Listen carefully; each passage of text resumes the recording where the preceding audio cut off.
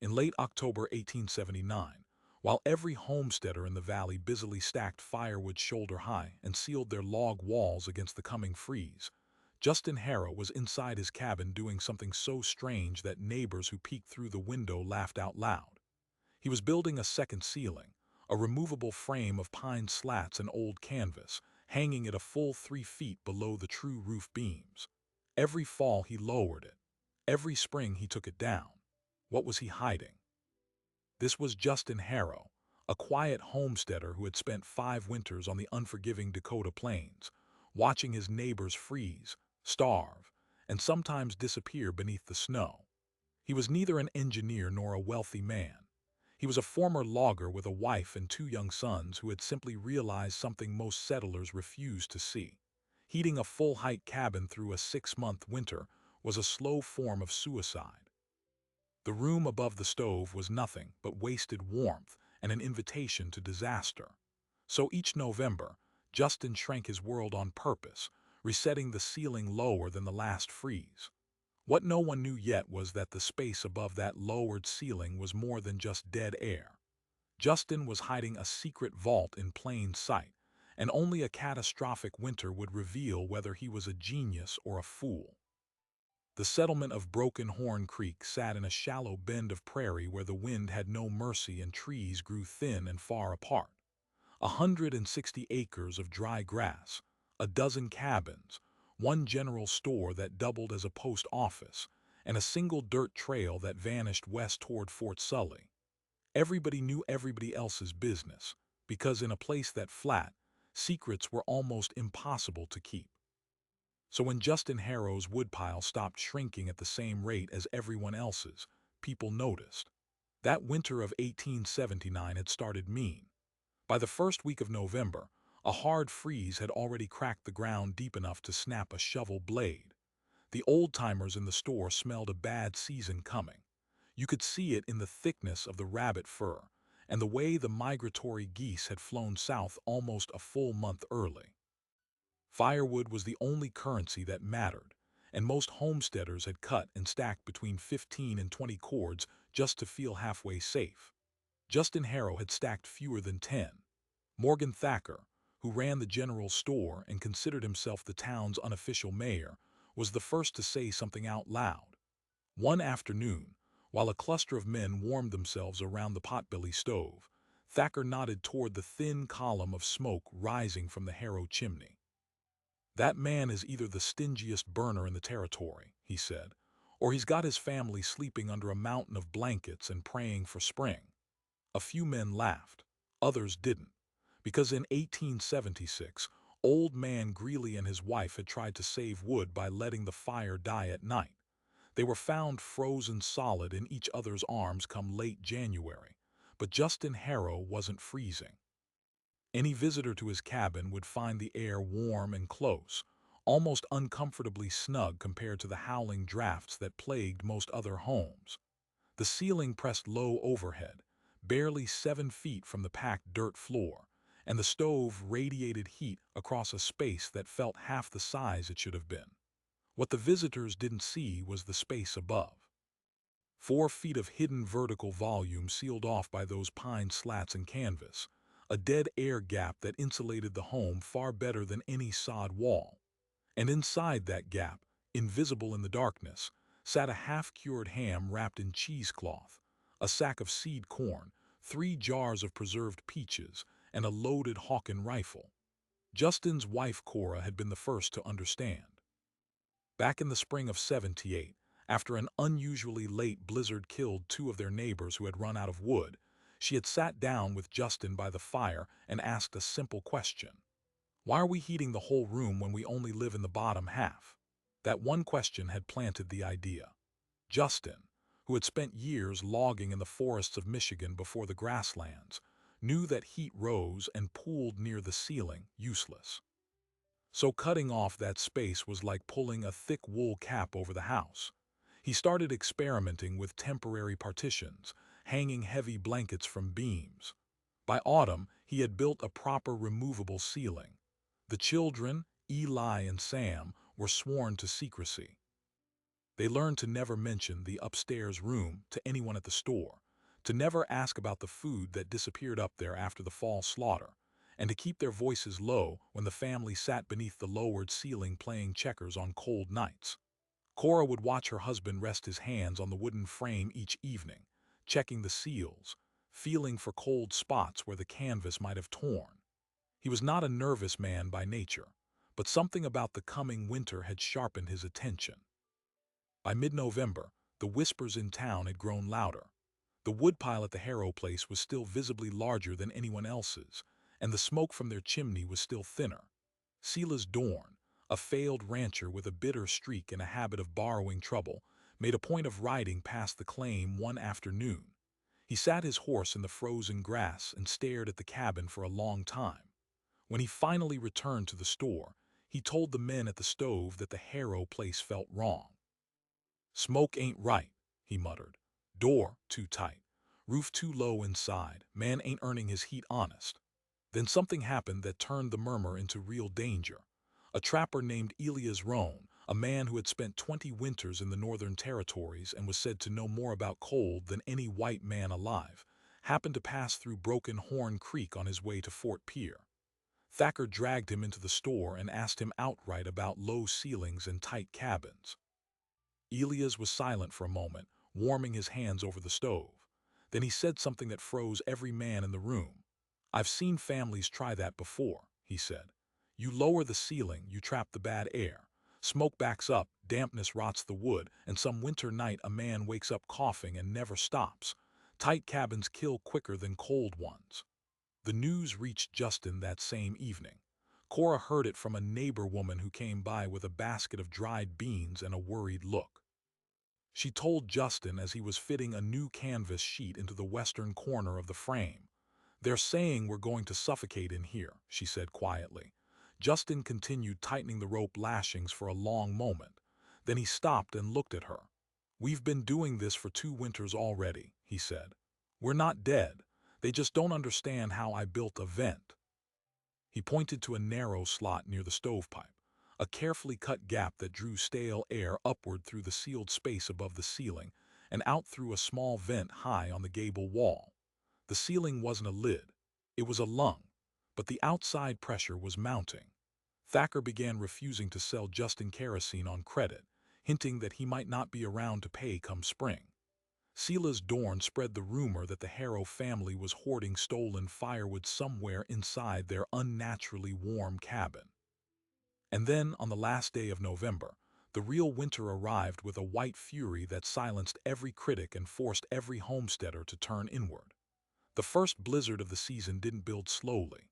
It hit the Broken Horn Valley like a wall of frozen sand, driving snow so hard that a man could not see his own hand at arm's length. For 2 straight days, the wind screamed across the plains, and the temperature plunged to 30 degrees below zero. Families huddled around their stoves, feeding the fire constantly, watching their precious woodpiles shrink hour by hour. But inside the Harrow cabin, the narrow space beneath the lowered ceiling stayed warm with just 2 logs an hour. Justin, Cora, and the boys sat in the quiet glow of the lantern, listening to the storm rage overhead. And far above them in the hidden space, the ham lay still and safe. On the 3rd morning, the storm broke. The sun rose pale over a world buried in white. And as Justin pushed open the frozen door to assess the damage, he saw Silas Dorn trudging through the deep snow toward his cabin, carrying an axe and leading 3 other men. Their faces were hard and hungry. They were not coming to borrow wood. They were coming to tear down a ceiling and see for themselves what else Justin Harrow was hiding. Justin stepped into the doorway, his shoulders filling the narrow frame. The morning light was pale and weak, reflecting off the endless snow like polished bone.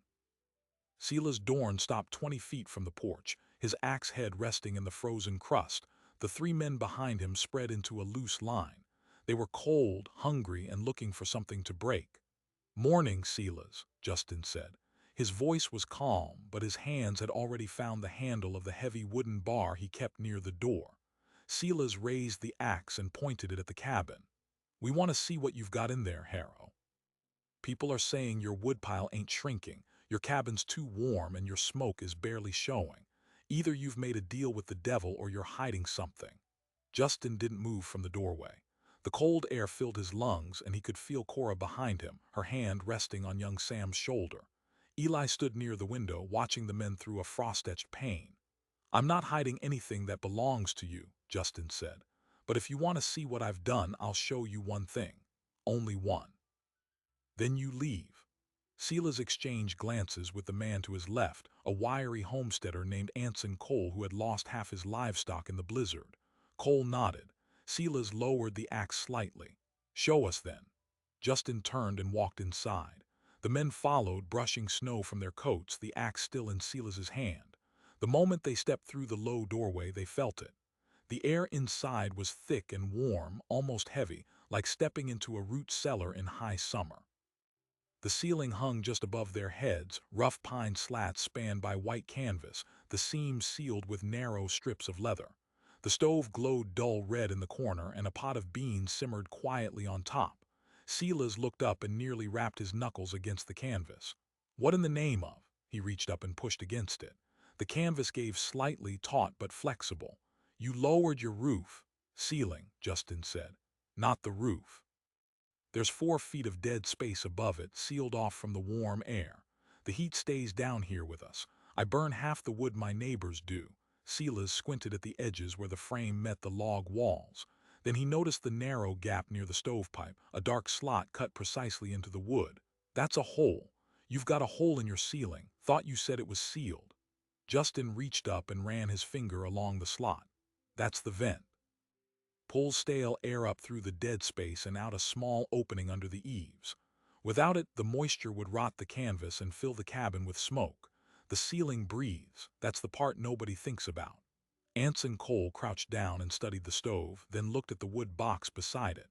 There were only a few split logs inside, yet the cabin was comfortably warm. He shook his head. "We've been burning 2 armloads a day and still freezing. How long has this been here?" "2 winters," Cora said from the back of the room. Her voice carried a quiet firmness. "And nobody's suffocated or frozen. We're still alive." Silas wasn't satisfied. He scanned the room slowly, his eyes lingering on the corners, the beams, the single ladder-back chair near the table. "And what about the food?" he said. "Thacker says you didn't buy enough to last a month. Yet here you are, cooking beans while the rest of us are tightening our belts." Justin said nothing. Eli shifted his weight nervously near the window. Outside, the wind had begun to rise again, a low moan threading through the frozen grass. The sky to the north was darkening. The moment stretched. Silas took a step toward the back of the cabin, his axe still in hand. "You've got a loft, don't you? Some kind of hidden crawl space." He pointed the axe toward the canvas ceiling. "Tear it down. Let's see." That was when Cora stepped forward, her arms folded across her chest. "You will not touch that ceiling in my home, Silas Dorn. My husband showed you how the vent works. He showed you our warmth. If you want to see the rest, you'll put that axe down and wait until he offers. This is our house, not yours." The men hesitated. Silas's face tightened, but he held his ground. Before he could respond, a sharp crack echoed from outside, followed by the sound of splintering wood. Everyone turned. Through the window, they saw a gust of wind slam into the side of the goat shed, and the whole structure shuddered. The storm that had been building all morning was arriving, and it was coming fast. Within minutes, the wind had risen to a scream. Snow began falling so thick that the window became a white blur. Anson Cole swore under his breath. "That's the second wave," he said. "We need to get back to our own places." Silas shook his head. "We walk out in that, we'll be blind before we reach the creek." He looked at Justin with hard eyes. "Looks like we're staying." Justin nodded slowly. "Then sit down, all of you, and keep your hands off the ceiling." The hours that followed were unlike anything the men had experienced. The wind howled against the walls, but the cabin held steady. The low ceiling soaked up the heat from the stove and radiated it back down, wrapping the room in a blanket of still air. Silas sat near the door, his axe now resting against the wall, watching Justin feed the fire with a rhythm so steady it seemed mechanical. 1 log every 40 minutes. Never more, never less. By nightfall, the storm was at its peak. Outside, the temperature had dropped to 40 below zero. Inside, the Harrow family and their unwelcome guests sat in quiet warmth. Cora served bowls of bean soup to everyone, even Sila's. The children played a silent game of marbles in the corner. And then it happened. A loud crack from above, a sudden rush of cold air, and a section of the canvas near the vent sagged downward. A thin drift of snow had found its way through the eaves vent and piled atop the canvas, straining the lashing. Justin stood calmly, lifted a long pole with a hooked end from beside the stove, and pushed the canvas upward, dislodging the snow. The canvas snapped back into place. He tightened a rope and sat back down. Silas watched every move.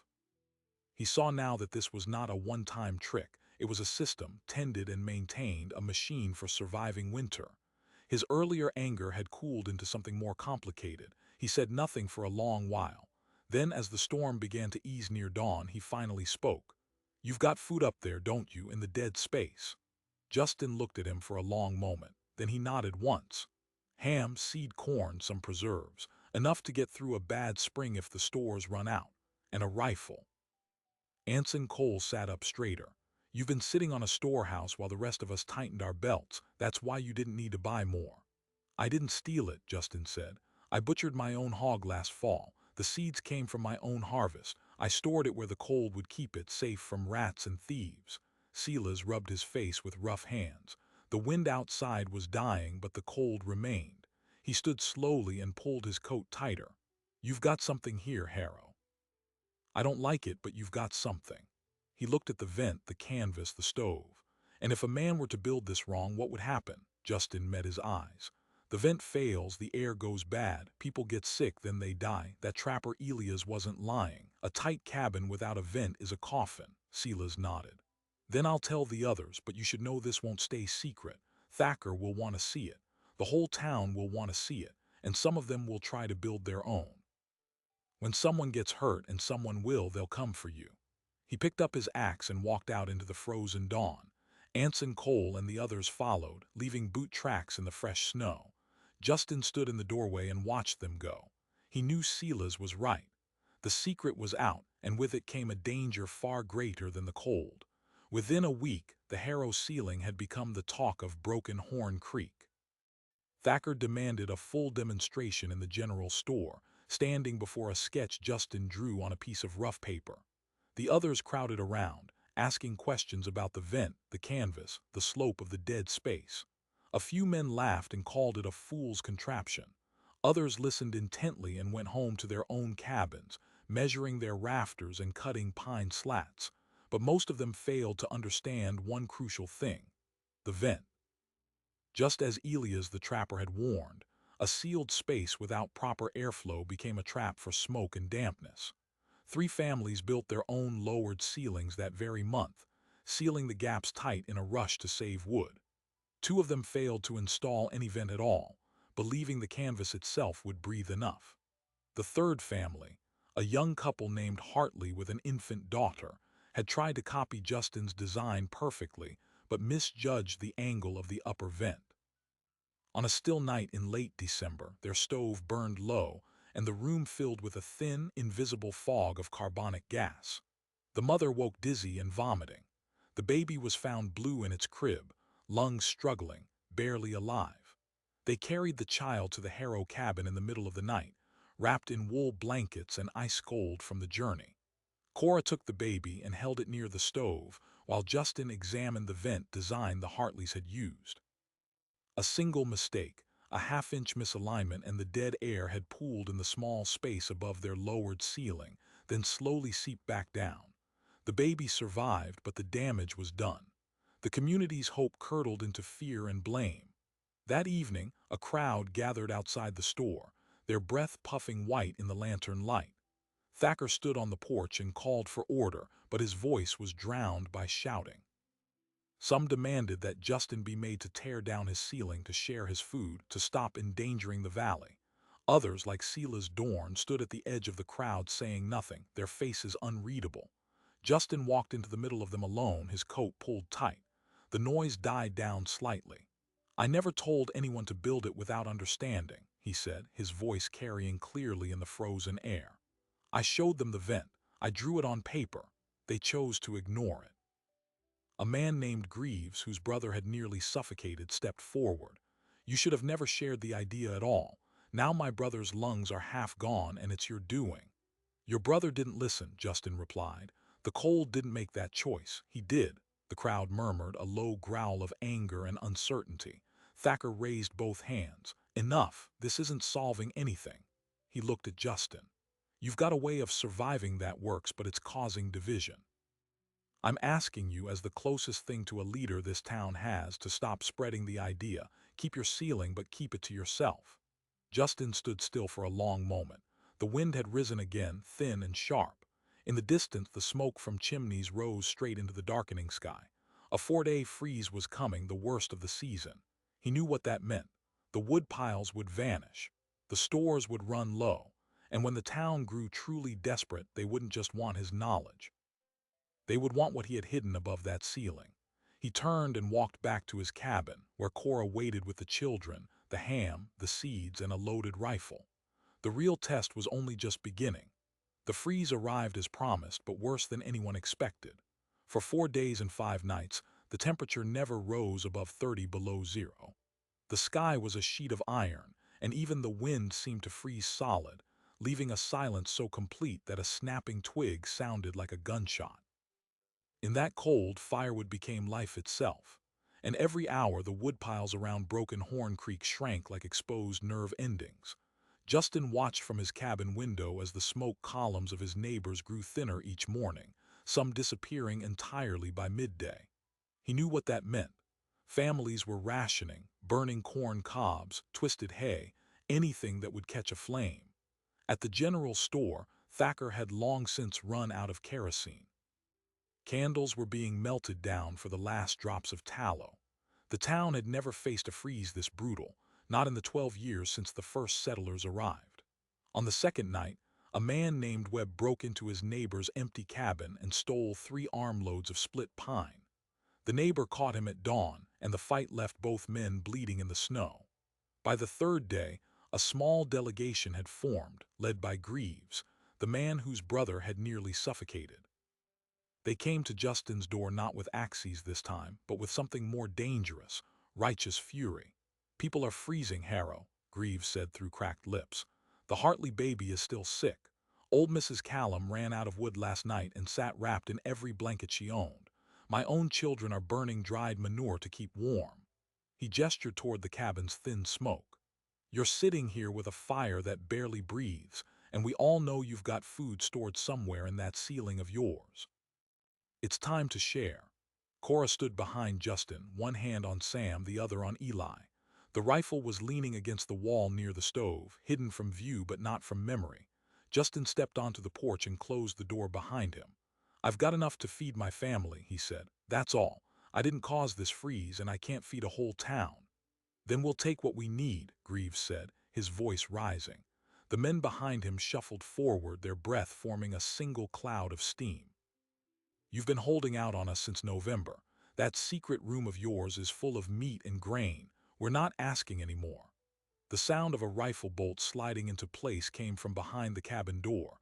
Not loud but unmistakable. The shuffling stopped. Justin didn't flinch. "That room is keeping my children warm," he said quietly. "And the meat up there is the only thing between them and starvation come March. You want to take it, you'll have to earn it." Greaves stared at him, the rage in his eyes warring with the cold reality of a loaded weapon. Thacker appeared then, trudging through the snow with a lantern, his coat pulled tight around his thin frame. He pushed through the crowd and stood between them. "This isn't the way," he said, his voice trembling from more than the cold. "We're not thieves, and if we become thieves now, what are we when the thaw comes? Animals." Greaves spun on him. "We're already animals, Thacker. The cold strips a man down to nothing." "You think dignity keeps a child warm?" He pointed at Justin. "That man has enough to save lives, and he's choosing to watch us suffer." "Maybe he is," Thacker said, "but taking it by force makes you no different than the winter. It kills just the same." The standoff lasted another 10 minutes in the frozen air. Eventually, the men retreated, their anger cooled by the impossibility of the moment. But as they left, Greaves turned back one last time. "This isn't over, Harrow. The storm isn't done with us, and when the food runs out completely, we'll remember where the last of it is hidden." That night, Justin climbed up on a stool and pressed his ear against the canvas ceiling. He could hear a faint rustling above, mice probably drawn by the scent of the ham. But the ham was wrapped in heavy cheesecloth and hung from a rafter hook, well away from the edges. The seeds were sealed in a tin box. The preserves sat in a crate nailed shut. Nothing could reach them. Not the cold, not the rodents, and not the desperate men outside. He had built this space as a vault, and it was holding. But it wasn't just the food that needed protecting. The ceiling itself was under siege. The extreme cold had caused the wooden frame to contract slightly, pulling at the nails and loosening the rope lashings. On the morning of the fourth day, Justin noticed a small gap near the northwest corner where a sliver of frost had formed along the canvas edge. Cold air was seeping in, threatening to break the warm seal. If the gap widened, the whole system could fail, not just losing heat, but allowing moisture to condense inside the dead space, rotting the meat and spoiling the seeds. He spent 2 hours in the bitter cold of that corner, refitting the frame with wooden wedges and resealing the canvas with melted pine pitch. His fingers bled from the rough work, but he didn't stop. Cora held a lantern for him, her face pale and drawn. The children watched in silence. They understood now that this ceiling was not just a convenience, it was a life raft in an ocean of ice. Meanwhile, outside, the true disaster was unfolding. The prolonged freeze had killed most of the livestock across the settlement. Cows froze standing in their stalls. Chickens dropped from their roosts. Goats were found stiff as boards, their eyes glazed over. Only Justin's small goat herd and his single milk cow survived, sheltered in the shed that shared warmth from the cabin wall. He had built a connecting vent between the two structures months ago, a narrow tunnel of wood and canvas that allowed a trickle of warm air to flow into the animal shelter without compromising the main ceiling. No one had noticed it. It was another secret, another small detail that separated survival from disaster. By the end of the fourth day, the freeze broke. The temperature rose to a mere 10 below zero, which felt almost balmy. Families emerged from their cabins, hollow-eyed and shaken. The full scale of the loss became clear. 3 elderly settlers had died of cold exposure. 2 children were gravely ill with frostbite, and nearly every woodpile in the valley was gone. It was exactly then that the second storm arrived. This one was not a freeze. It was a blizzard of unprecedented power. The air filled with snow so dense that a man couldn't see his own boots. The wind screamed across the plains, piling drifts 20 feet high against the north sides of cabins. For 6 straight days, no one could leave their homes. The world outside became a white tomb. Inside the Harrow cabin, the lowered ceiling held. The fire burned low and steady. The food stores above remained untouched, and the family ate small, measured meals while the storm raged. But the blizzard did something else, too. It buried the entire cabin in a massive drift that reached the eaves. The windows became dark with packed snow. The door, when Justin tried to push it open on the 5th day, wouldn't budge. They were entombed. He had prepared for this. There was a small hatch in the ceiling near the back wall, hidden by a movable canvas flap. It led to the dead space above, and from there, through a narrow gap in the gable wall that served as the upper vent, a person could crawl out onto the roof. Justin had designed it as an emergency exit. He had never told anyone, not even Cora, because he hoped he would never need it. Now, with the door sealed by 10 feet of hard-packed drift, the roof was their only way out. But the hatch also revealed what lay above. On the 6th day, with the storm still howling, Justin decided he had to clear the chimney to prevent smoke backup. He climbed into the dead space, his lantern casting long shadows across the hidden room. There, hanging from the rafters, was the ham, dark and firm, wrapped in its cloth. The tin box of seeds sat on a narrow shelf he had built along the ridge beam. 3 jars of preserved peaches glimmered in the lantern light, and the rifle, oiled and ready, leaned against the far wall. He had built a miniature world above the world, a secret larder that had kept his family alive. But as he stood there, listening to the storm pound the roof inches above his head, he realized the true weight of what he had done.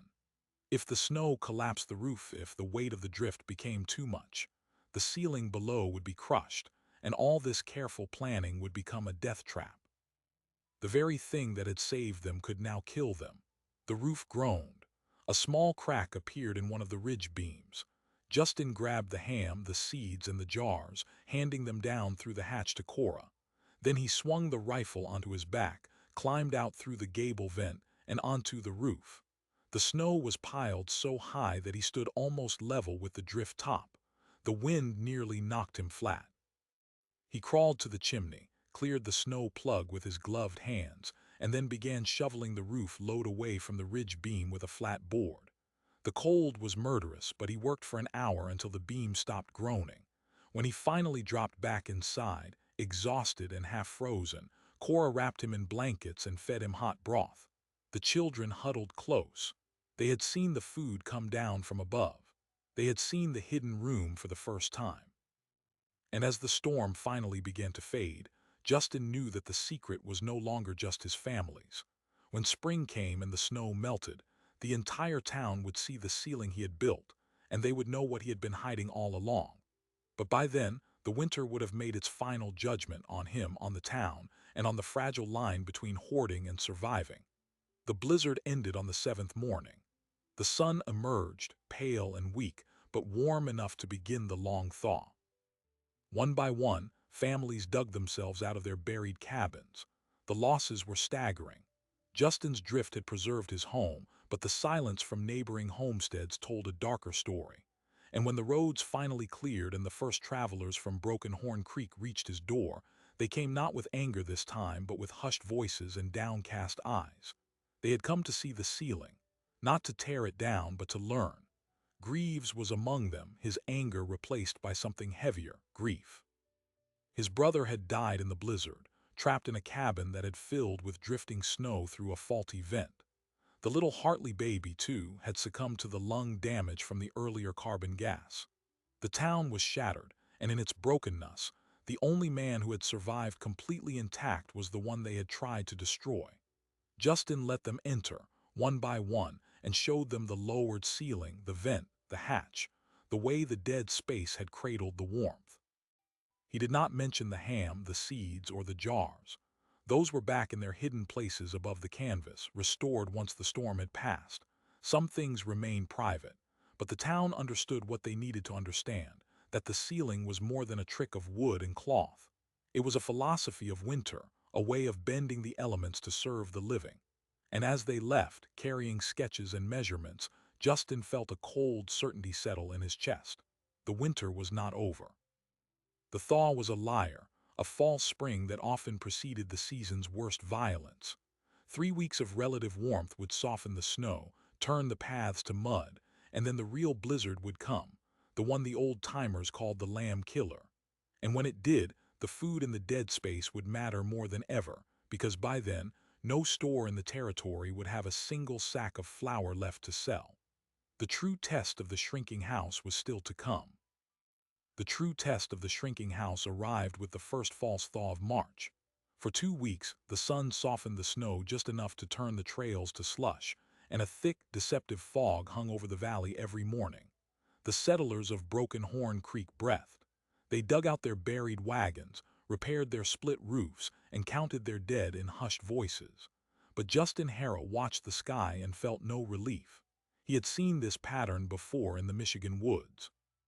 The old-timers called it the lamb killer, a warm spell that tricked the ewes into early labor, followed by a storm so violent it froze the newborns in their mother's blood. When the geese returned too early and the rabbits still wore winter coats thick as felt, he knew the winter was not finished. He began preparing the ceiling for its final and most violent test. At the general store, Thacker's shelves were bare. No flour, no salt pork, no kerosene. The last shipment from Fort Pierre had been cut off by a drift avalanche in January, and no wagon could get through before May. Every family in the valley was living on whatever they had hidden, borrowed, or stolen, and the hidden food above the Harrow ceiling was now the most valuable secret in the territory. Justin had given away portions of the ham in the dark of the blizzard nights, a slice to the Hartleys, a bone for broth to the widow Callum, a small jar of peaches to Sela's Dorn's sick wife. He had done it in silence, slipping through the hatch onto the roof and handing the food down through the gable vent. No one knew the full extent of what remained, but each gift chipped away at the hoard. By the middle of March, the ham was half gone, and the seeds were still sealed in their tin box, too precious to touch. Cora watched her husband lift the canvas each evening, checking the remaining stores with a lantern. "If this next storm is as bad as you think," she said quietly, "we'll be down to cornmeal and prayer before April." Justin lowered the canvas and tied the flap tight. "Then we'll pray hard," he said, "but I won't let those seeds go. Without them, we don't plant a crop, and without a crop, we're dead by next winter anyway." The children, Eli and Sam, had learned to read the tension in their parents' voices. They no longer asked about the upstairs room. They simply stayed close to the stove and watched the canvas above them, wondering what would come next. On the evening of March 18th, the temperature dropped 60 degrees in 4 hours. The slush froze into jagged ice, and the wind came out of the northwest like a pack of wolves. By midnight, the blizzard was so dense that the Harrow cabin disappeared from view 50 feet away. The snow fell not in flakes but in a fine, cutting powder that drove sideways, searching for every crack in the logs. It was the worst storm Justin had ever faced, worse than the December freeze, worse than the January entombment. This storm had a voice, a low, sustained howl that seemed to come from inside the earth itself. Inside the shrunken home, the fire burned low, and the family huddled beneath blankets. The ceiling above them held the warmth like a cupped hand, pressing it back down onto their heads. Outside, the drifts climbed again with terrifying speed, sealing the door, covering the windows, burying the chimney. On the second morning, the stove began to smoke. Justin knew the chimney was blocked. He pulled on his frozen coat, climbed onto the stool, and pushed through the hidden hatch into the dead space. The cold up there was absolute, a dry, biting emptiness. He crawled past the remaining ham, past the seed tin, and pried open the gable vent. The snow had packed it solid. He dug outward with his gloved hands until daylight broke through, then climbed onto the roof. The drift had risen so high on the north side that he stepped directly onto the snow as if it were solid ground. The wind nearly tore him off. He shoveled the chimney clear with a flat board, his beard freezing into a mask of ice, and stayed long enough to saw a ventilation trench in the drift so the smoke wouldn't trap again. When he finally dropped back through the hatch, Cora wrapped him in blankets and fed him a thin broth made from the ham bone. He had been outside for nearly an hour. His fingers were white but not frozen. He had kept them working. The storm raged on. By the fifth day, the food inside the cabin was running low. Cora scraped the last of the cornmeal into a skillet. There was nothing left but the ham and the seeds. Justin faced the choice he had dreaded. He could slaughter one of the goats, but they were barely alive themselves, and their milk was keeping the children strong. He could eat the seeds, but that meant no garden, no harvest, no future. Or he could do something unthinkable. He looked at the canvas ceiling. The ham was still there, half of it remaining. He had given away half to neighbors in the dark. Now his own children needed the rest. But if he took more, the other families who had come to depend on those secret gifts would have nothing. And if the storm lasted much longer, they would come begging, or worse, breaking through the roof to find what was left. On the sixth night, the roof groaned. A deep cracking sound ran along the ridge beam, and a small split opened above the northwest corner. Cold air whistled into the dead space, and the canvas below sagged slightly. Justin climbed up again with wedges and rope, bracing the beam in the darkness. The snow load was immense, far heavier than the earlier blizzard. He worked for 2 hours, the lantern swinging wildly, his hands numb inside his split gloves. He drove wooden pegs into the crack and lashed a crossbeam tight. The groaning stopped. But he knew the roof could not take much more. If the drift piled another 2 feet, the entire structure might collapse, crushing the living space below and burying his family in a tomb of their own design. That was when the knock came. Not from the door, which was sealed under 12 feet of snow, but from the roof. Someone had climbed the massive drift on the north side and was pounding on the gable vent. Justin scrambled up into the dead space and peered through the small opening. A face emerged from the white wind, Sila's Dorn. His skin was blue with cold, his eyes wild with desperation. "Harrow," he shouted, his voice almost lost in the roar. "I know you got something up there. My woman been without meat for 6 days. She can't hold on, please." Justin stared at him through the vent. This was the man who had come with an axe, who had tried to tear the ceiling down. Now he was on his knees in a blizzard, begging not for himself, but for his wife. Justin thought of the ham, of the seeds, of his own children below. He thought of the storm and the groaning roof and the fragile line between surviving and hoarding. Then he reached behind him, felt the remaining half-ham wrapped in its cheesecloth, and cut off a generous slab. He took a jar of preserved peaches as well. He pushed them through the vent into Silas's trembling hands. "Take this and go," Justin said. "If you come back, there won't be more. And if you tell anyone else that there's food up here, the whole town will tear this roof apart and take the seeds I need to plant. Then we all starve come summer." Silas clutched the food to his chest and nodded, snow plastering his beard. "I swear it," he said. Then he turned and crawled back down the drift, vanishing into the white. Justin sealed the vent and sat in the darkness of the dead space, listening to the wind. The ham was now barely enough for his own family. The seeds were untouched. He had given away their margin of safety, but he could not let a woman die when food sat inches from his reach. The cost of that choice would only be known when the storm ended. The blizzard lasted 10 days. When the wind finally died on the morning of March 28th, the sun rose pale over a landscape of sculpted ice and massive drifts. Broken Horn Creek emerged slowly, hollow-eyed and shaking. 2 more settlers had perished in their cabins. 5 families had lost all their livestock. The streets were canyons of packed snow, and when the diggers finally reached the Harrow cabin, they found Justin standing on his roof, shovel in hand, his face raw from cold, with his family alive and safe below. The hidden food had held just barely. The seeds were intact. The shrinking house had survived its ultimate test.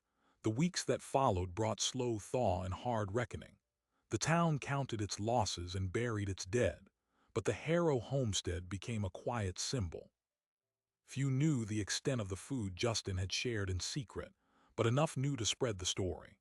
Greaves, whose brother had died, came to thank Justin for the broth that kept his sister-in-law alive. Thacker took down new measurements and announced that the general store would stock canvas and rope for every family willing to build a ceiling. The anger and suspicion that had marked December dissolved into something closer to respect. Justin had not just survived the winter. He had taught the town how to survive, and he had done so even when they tried to tear him down. By mid-April, the snow had melted enough to reveal the true shape of the ground. The prairie turned to mud, and the first green shoots pushed through the dead grass. In the Harrow cabin, Justin stood on a stool and began removing the canvas and slats. The ceiling rose back to its full height, and the hidden space became open rafters once more. The ham hook hung empty. The tin of seeds was brought down and opened. The remaining jars were picked clean, but as the family lifted the last panel of canvas, something unexpected happened. From the dead space above fell a small leather pouch, blackened with age and soot. It had been tucked into a joint between 2 beams, wedged so tightly that even Justin had never noticed it in his nightly checks. Inside were gold coins, 8 of them, minted in 1856, wrapped in a scrap of paper that read, in faded pencil, "For the one who built a roof beneath the roof. This house has a heart." No one knew who had hidden the pouch. The cabin had been abandoned when Justin claimed the land, its previous owner long gone. The message made no sense to anyone who hadn't lived through the winter of the shrinking ceiling. Justin held the coins in his palm, their weight cold and heavy. He looked at Cora, then up at the rafters that had held his family's life for 6 months. He had built a vault above their heads, and the vault had given back more than food. It had given them a future. The coins were enough to buy new livestock and a plow. The seeds were planted. The ham, what little remained, was eaten in a quiet celebration with the children. And the lesson of the dead space spread outward from Broken Horn Creek, carried by trappers, freight drivers, and settler letters, until it reached the distant surveying offices of the territory, where it was recorded as the Harrow Falls Ceiling, a frontier adaptation that had saved more lives than any government provision. The final surprise came in early May, when the first strong sun fully dried the prairie. Neighbors noticed that Justin's cabin seemed different. Not just the missing snow, but something about the structure itself. Visitors who stepped inside saw the high ceiling and assumed the shrinking house was a winter-only trick. but Justin had left a small sign in the rafters. A narrow shelf still held a tin of seed corn, visible from below, deliberately placed. When asked about it, Justin simply said, "That's for next winter's first storm. It reminds me to never trust a warm day in April."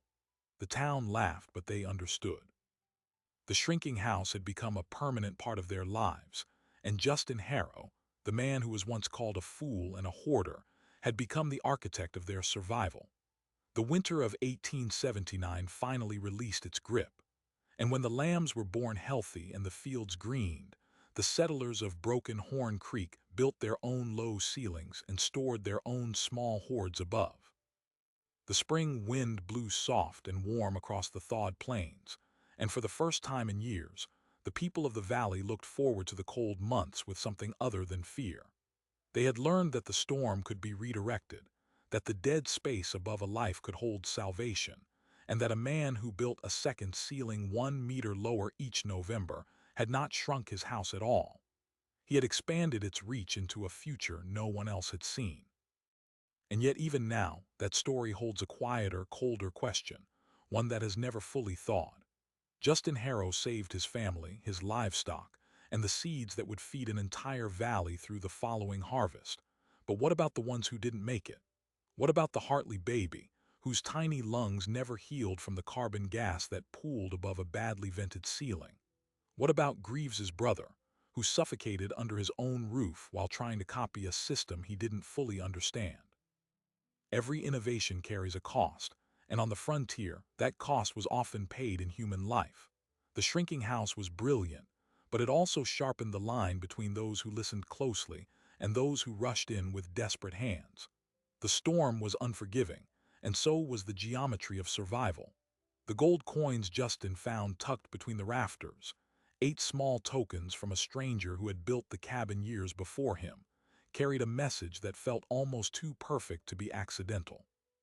For the one who built a roof beneath the roof, this house has a heart. It was as though the previous occupant had understood the same truth, that winter was not just an enemy to be fought, but a force to be studied, diverted, and sometimes even befriended. The coins weren't just money. They were an inheritance of wisdom passed across time, a confirmation that the shrinking house was more than one man's invention. It was a pattern older than Broken Horn Creek itself, waiting for someone to rediscover it in a season of ice and desperation. In the decades that followed, the Harrow Falls ceiling became so common across the northern plains that people stopped thinking of it as strange at all. Surveyors noted its presence in late 19th century homestead reports. Early photographs of Dakota Territory cabins often show a second line of nail holes or a faint seam running horizontally across the interior logs, silent evidence of a lowered winter ceiling. The practice spread to Montana, Wyoming, and the Canadian prairies, where wind and drift were just as merciless. Today, modern passive house design calls this concept a thermal zoning strategy, and architects charge thousands of dollars to achieve what Justin Harrow did with canvas, pine slats, and a pocketful of rope. But they rarely mention his name. The deepest truth of the shrinking house isn't about architecture. It's about attention. Justin survived because he watched the snow. He studied the way smoke bent in a crosswind, the way moisture collected in dead air, the way a single misaligned vent could turn a warm room into a silent gas chamber. He didn't defeat the Dakota winter with strength or stubbornness. He defeated it by refusing to look away from its smallest details. Most settlers spent their winters bracing against the cold. Justin spent his winters reading it like a language. And in the end, the blizzard itself became his collaborator, piling drifts into insulating walls, sealing his home in a fortress of frozen air, while the hidden room above cradled life in the dark. So the question that lingers isn't just whether Justin Harrow was a genius or a fool. It's whether we still possess that same capacity for patient observation, for building small, careful systems in a world that rewards speed and spectacle. When the next great storm comes, literal or metaphorical, will we be the ones stacking firewood shoulder high, or the ones building a second ceiling, a hidden vault, a space the cold cannot reach? Subscribe now to witness more of history's forgotten innovators, people who didn't just survive impossible conditions, but taught the elements themselves to work on their behalf. And if you ever find yourself in an old homestead cabin with a strangely low ceiling and nail holes running in a line just above your head, look up. You might be standing inside a shrinking house, and somewhere above you, a dead space is still holding its secrets.